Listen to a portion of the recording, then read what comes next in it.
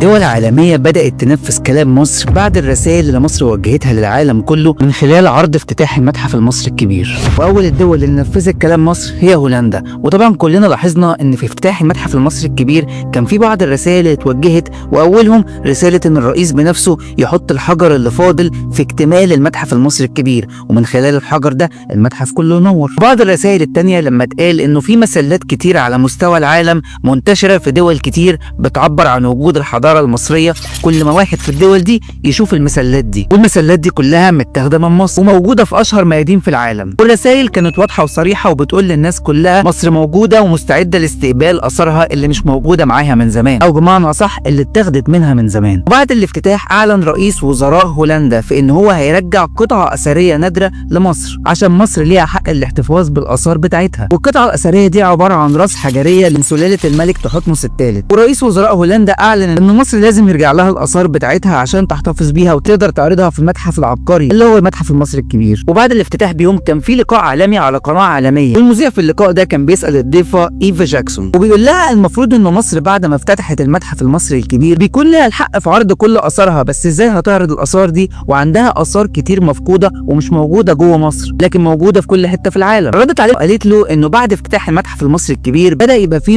النشطاء دول بيجمعوا عرايض على الإنترنت وبيطالبوا فيها بإن كل القطع الأثرية اللي موجودة بره مصر ترجع تاني لمصر. وهقول لك على أهم 3 قطع أثرية مفقودين من مصر ومتاخدين منها من زمان ولازم يرجعوا.